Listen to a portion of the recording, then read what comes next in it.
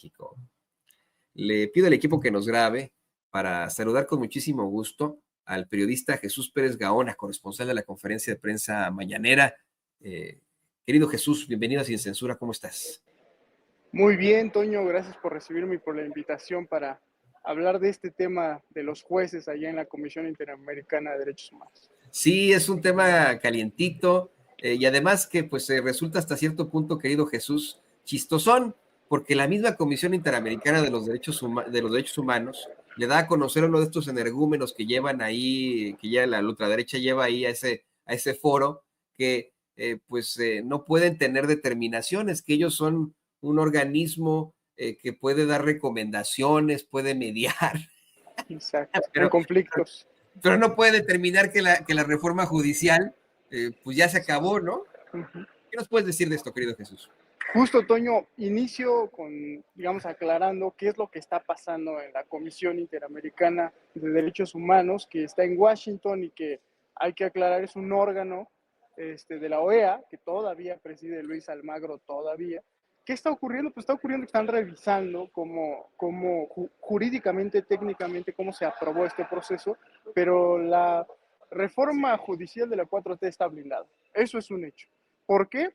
Porque el procedimiento se cumplió en el Poder Ejecutivo como lo marca la ley, en el Poder Legislativo se aprobó con las mayorías que exige la norma y de hecho el Poder Judicial terminó dando su consentimiento al no revisarla, al declararse incompetente para revisarla y con ello quedó firme. Lo que podría suceder en esta revisión ante la Corte, que por cierto es también importante destacar el camino que están siguiendo estos personajes del sindicato de jueces y magistrados, conocido como la JUFED, que fue la presidenta de este sindicato, Juana Fuentes, y su asesor estrella, el ministro de la Corte, tu amigo Javier Lainez, Toño, quienes están detrás de este acto, lo único que están o podrían ocasionar es que ante alguna inconveniencia, ante algún vacío legal o ante algún error incluso, se resarza ese error. Pero el proceso legislativo, como lo relaté hace un momento, la propuesta del Ejecutivo y la decisión del Poder Judicial son inapelables. Entonces, quizá lo que veremos es que se hagan algunas recomendaciones de, por ejemplo, ¿por qué no se presentó un diagnóstico? ¿Sí? Puede resarcirse eso presentándose un diagnóstico, que fue una de las grandes exigencias ahí ante la comisión. Y la segunda, garantizar los derechos de los trabajadores. Es básicamente lo que se arguyó, lo que se argumentó jurídicamente ante los revisores de este órgano de la OEA. Bueno. Pues yo lo que creo es que a lo mejor y también podría ser utilizado por la derecha, por la oposición, simple y sencillamente como un precedente. Entiendo que a falta de conocimiento y con la mediocridad que los caracteriza, van ahí ante la Corte Internacional, Interamericana, disculpe usted, de Derechos Humanos, a intentar tirar la reforma judicial, pues debido a su mediocridad. Ahora, como bien menciona querido Jesús, pues tendríamos que pensar también en cómo podrían utilizar esto de precedente, igualmente tal vez para golpetear, no sé, ¿no? Desde otros foros, desde otro tipo de denuncias. Me pongo a pensar, querido Jesús, que podría ser también utilizado en golpeteos golpeteos que tengan que ver con el nuevo acuerdo comercial entre Estados Unidos, México y Canadá. Bueno, no tan nuevo, ¿no? El TEMEC. ¿Qué opinas, Jesús? Fíjate que ese es precisamente a lo que me refería con el camino, Toño.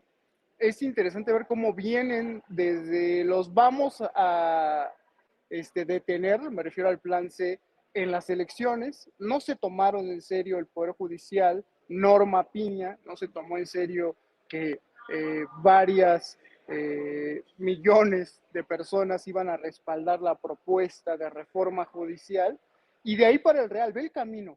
No se toman en serio las elecciones, no se toman en serio la decisión del Tribunal Electoral de darle la mayoría calificada en el Senado y en la Cámara de Diputados a Morena y aliados, no se toman en serio que va a quedar en firme y va a pasar en una nueva votación la reforma judicial que habían desechado en el plan A y el plan B, y tampoco se toman en serio que la 4T también tiene influencia importante en el Poder Judicial, con lo que se conoció como el Yunes de la Corte, con el ministro Alberto Pérez Dayán.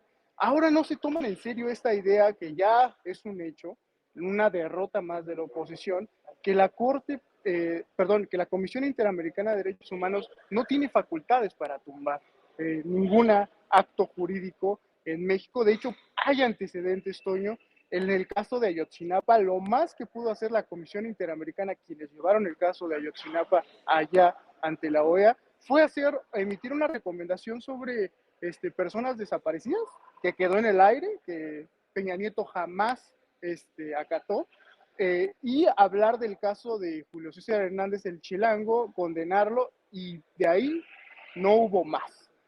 Ahora, lo que pretenden, como tú bien lo apuntas, es solamente un golpeteo mediático desde una corte internacional cuyo gran dirigente es Luis Almagro, pero de ahí a que la reforma judicial esté en peligro no lo veo, no creo que eso tenga un cauce jurídico serio, y será al final de todo esto, ya lo hablaremos más adelante, ya lo verás, veremos una nueva derrota para la oposición, que está amenazando muy con las uñas muy afiladas, que desde cortes internacionales van a regañar a México, y yo creo que eso no va a ocurrir.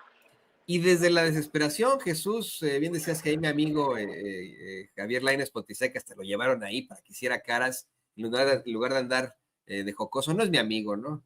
Mi amigo es el buen Silverio, que se parece a él, pero hasta ahí. No, tampoco lo conozco, pero hasta ahí. Creo que hay una desesperación absoluta, y tal vez lo vimos ayer con las declaraciones del Ken, del embajador de los Estados Unidos en México, Ken Salazar, quien ya se va, ya se largan, y pues muy vergonzoso se puso ahí a decir que la estrategia abrazos no balazos no funcionaba, que ellos intentaron apoyar al presidente López Obrador y que les negó que les dijo no gracias. Pero vamos, viene desde un sujeto que ya se va, ¿no? Una administración que ya se va y que ya no va a poder influir definitivamente en algo en México, y que a lo mejor podría sumarse a, pues, a estas intentonas de la oposición. Recordemos que fue Ken Salazar, querido Jesús, querido público consentidor, quien también se opuso a la reforma judicial y tuvo declaraciones muy funestas al respecto. ¿Qué opinas de esto, Jesús?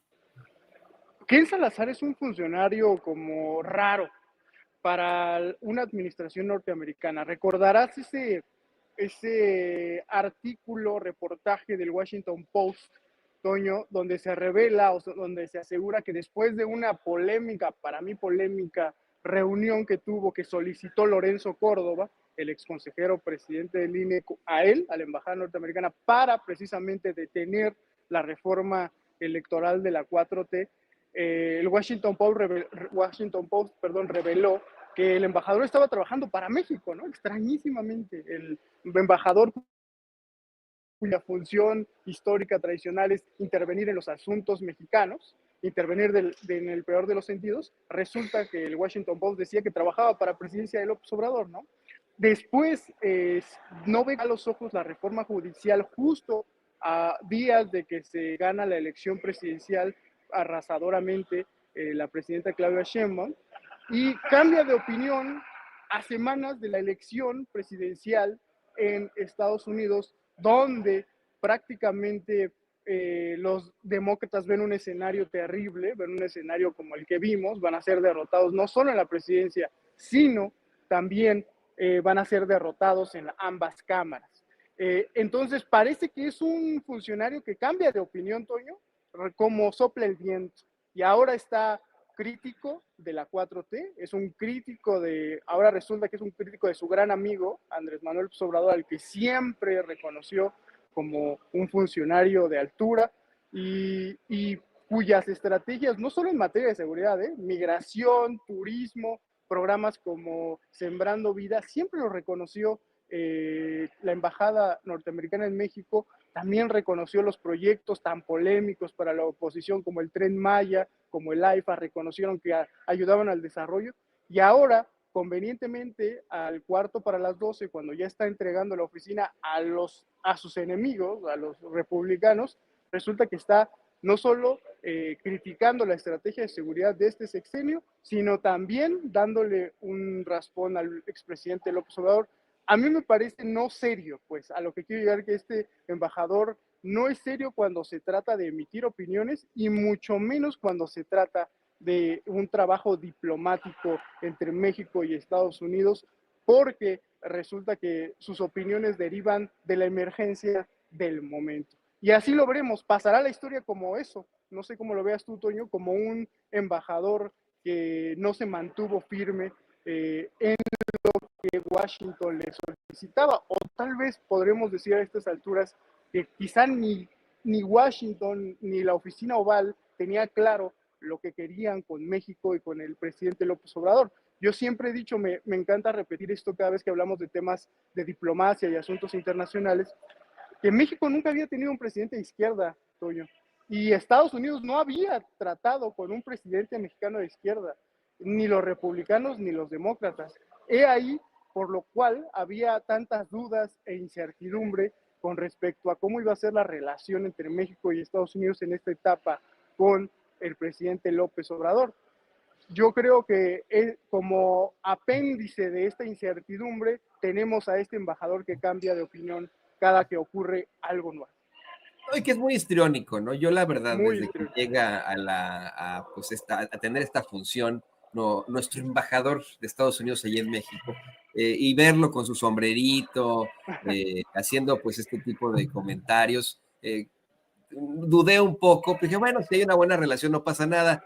Me llama la atención lo que mencionas, Jesús, cómo es que efectivamente la oposición en algún momento lo veía a él como, ay, pues trabaja con López Obrador, ¿qué le pasa? Y ahora, bueno, lo ensalzan, celebran este tipo de declaraciones, por ejemplo, ahí en la empanizada revista Proceso, en el Universal, en Reforma, bueno, lo llevan hasta con bombo y platillo, así de, ay, miren, consiguió el embajador ofender a López, ¿no? Ya están ahí muy felices, pero efectivamente, bueno, pues ya estas son las patadas de ahogado de alguien que ya se va, que va a tener que pues colgar su sombrerito y regresarse a su casa. Me imagino que esto lo van a plantear hoy en la conferencia de prensa mañanera. ¿Cuáles son tus proyecciones para hoy en la mañanera, Jesús? Ya para cerrar, ¿qué es lo que ya estás a punto? Estoy viendo que ya Justo, dentro de ya vamos Palacio a entrar. Nacional. ¿Cuáles son tus proyecciones para hoy en la mañanera? Yo creo que son tres temas. El que planteé de los jueces yendo a la Comisión Interamericana de Derechos Humanos. Desde luego, yo creo que se va a abundar un poco más sobre la elección en el Senado, ratificación para la reelección de Rosario Piedra Ibarra. Y finalmente, yo creo que los temas de seguridad quizá podrán salir de nuevo. No te quitamos más tu tiempo, sabemos que no creo que te quiten ahí tu lugar ahí en la conferencia de prensa mañanera. Yo quiero agradecerte como siempre por estar aquí Gracias por su invitación. con nosotros, exponiéndonos estos temas tan importantes, aportando tan fuertemente. Muchas gracias. Pues, por favor, querido Jesús, compártenos tus redes sociales. Estamos hablando con el periodista Jesús Pérez Gaona, usted lo sabe, colaborador ahí de Revolución 3.0. Por favor, compártenos tus redes sociales, querido Jesús. Gracias, Toño. Pues me pueden seguir en Instagram, en Twitter, ahí estoy todo el día en J. Pérez Gaona, @J. Pérez Gaona, Jesús Pérez Gaona, periodista, y estoy a la orden para Sin Censura. Nosotros también a la orden aquí con el buen Jesús Pérez Gaona. Muchas Gracias, gracias, amigo. Gracias, que colega. tengan buen día. Igualmente. Qué interesante lo que nos comentaba Jesús, ¿no? Ahorita vamos a seguir platicando, vamos a tener mucho más al respecto de lo que ocurre ahí pues en México por parte del todavía gobierno de los Estados Unidos, de la administración Biden-Harris, de este embajador que pues es muy histriónico, que se pone su sombrerito. De verdad, es que eso le resta mucha credibilidad, ¿no? Imagínense que yo llegara aquí, pues no tiene nada de malo, ¿no? Como se viste una persona, pero siendo el embajador de los Estados Unidos en México, ¿qué nos quiere decir este señor que llega así, ¿no? Con su sombrero, su tejano, ¿no? Su sombrero, su tejana ahí a presidir este puesto, y que después cambie rotundamente el discurso, que ya a días de irse de ahí, salga y haga este tipo de planteamientos, bueno, pues, de patadas de ahogado, nos dice muchas cosas, ¿no? ¿O usted qué opina? Acuérdese, aquí la voz más importante es la suya, la voz del pueblo, y estaremos compartiendo la mayor cantidad de voces del pueblo que podamos. De hecho, le